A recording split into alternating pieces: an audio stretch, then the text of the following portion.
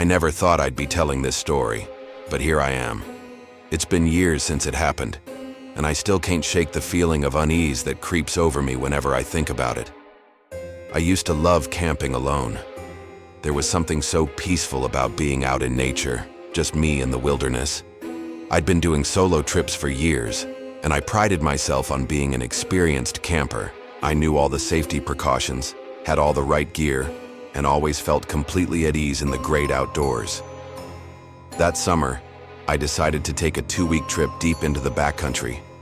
I packed my trusty disposable camera, eager to capture the breathtaking scenery I knew I'd encounter. As I set off on the trail, I felt that familiar excitement bubbling up inside me.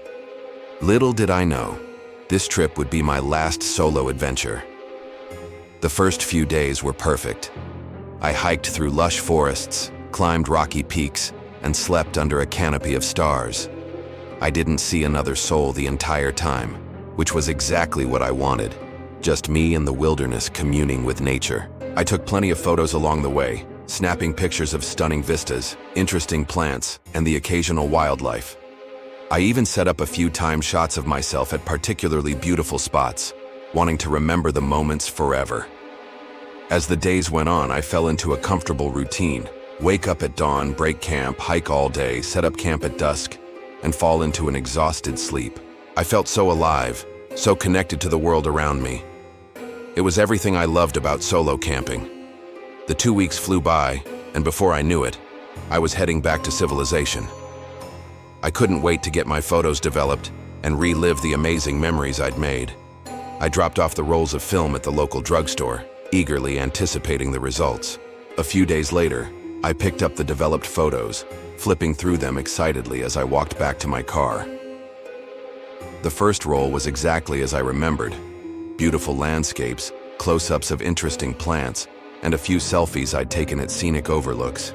But as I got to the second roll, my blood ran cold. There, nestled between shots of mountain peaks and forest trails, was a photo of me sleeping in my tent. I blinked, confused. I hadn't set up any night shots. How could this be? With trembling hands, I flipped to the next photo. Normal. The one after that? Me, asleep again from a different angle. My heart started racing as I frantically flipped through the rest of the photos. Every third or fourth image showed me sleeping peacefully in my tent, completely unaware that I was being photographed. I felt sick to my stomach. How was this possible? I hadn't seen another person the entire trip. I always zipped up my tent securely at night. There was no way someone could have taken these photos without me knowing. I racked my brain, trying to come up with a logical explanation. Maybe I had sleepwalked and set up the camera myself. But that didn't make sense.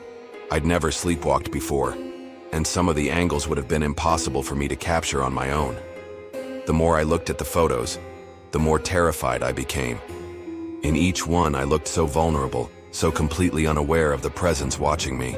It was like looking at myself through the eyes of a predator, and it made my skin crawl. I couldn't shake the feeling that something or someone had been out there with me, silently stalking me through the wilderness. The thought of those unseen eyes watching me as I slept, night after night, was almost too much to bear. I spent weeks afterward jumping at every shadow, convinced that whoever had taken those photos was still out there, watching me. I installed extra locks on my doors and windows, but it didn't help. The fear had taken root deep inside me, and I couldn't shake it. I never went camping alone again after that. The peace and solitude I once cherished now felt like an invitation for danger. Even group camping trips were hard for me. I'd lie awake at night, straining to hear any sound that might indicate an unwelcome presence outside the tent. To this day, I still don't know what really happened out there in the wilderness. Was it a twisted prank by some unseen camper? A supernatural entity that followed me through the forest? Or something even more sinister that my mind can't comprehend? All I know is that those photos changed me forever. The carefree solo camper I once was is gone, replaced by someone who can never truly feel safe in the great outdoors again. Sometimes ignorance really is bliss. Because once you've seen evidence of the unseen watching you, you can never unsee it. So if you're planning a solo camping trip, take my advice. Be careful out there, and maybe leave the camera at home. You never know what might show up in those photos when you least expect it.